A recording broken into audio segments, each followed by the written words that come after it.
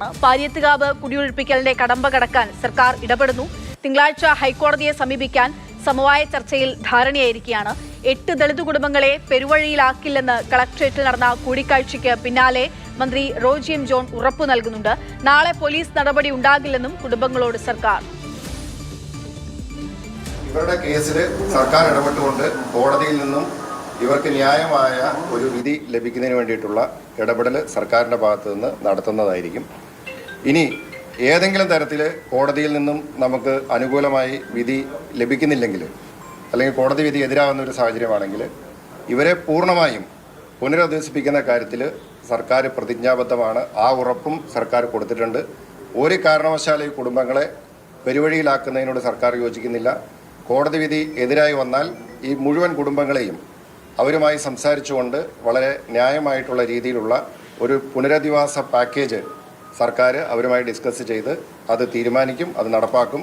ഒരു കാരണവശാലും അവരെ പെരുവഴിയിലാക്കുവാനായിട്ട് സർക്കാർ തയ്യാറാവുകയില്ല.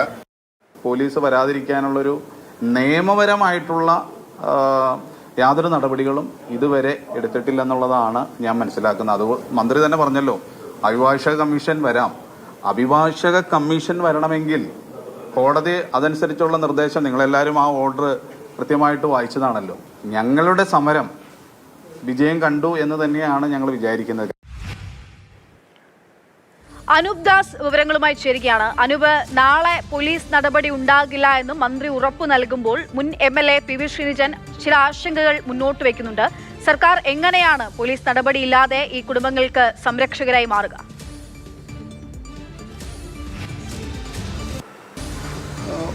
ജില്ലാ പോലീസ് മേധാവിയായിട്ടും മന്ത്രി സംസാരിച്ചിട്ടുണ്ട്. നാളെ പോലീസ് നടപടി ഉണ്ടാവരുത് എന്ന് ഒരു നിർദ്ദേശം നൽകിയിട്ടുണ്ട്. പക്ഷേ ഇതിനുള്ളൊരു പ്രശ്നം, അഭിഭാഷക കമ്മീഷനെ നിയന്ത്രിക്കാൻ സംസ്ഥാന സർക്കാരിന് കഴിയുകയില്ല, മന്ത്രിക്കും കഴിയുകയില്ല.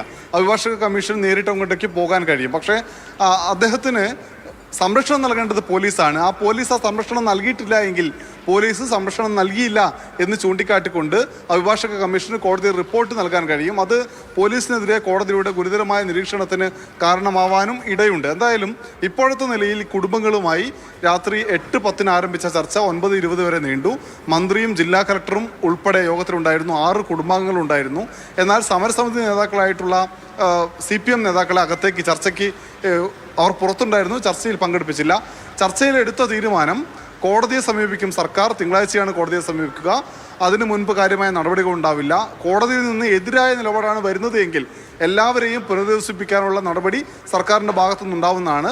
എന്തായാലും ആ ഒരു കാര്യം സർക്കാർ മുന്നോട്ട് വെച്ച പറയുന്നുണ്ട്. പുനരധിവസിപ്പിക്കുമ്പോൾ എടുക്കേണ്ടത്, അതായത് അവർക്ക് വീട്ടിൽ മറ്റു മൃഗങ്ങളുണ്ടെങ്കിൽ കുറെ കാര്യങ്ങളുണ്ട്.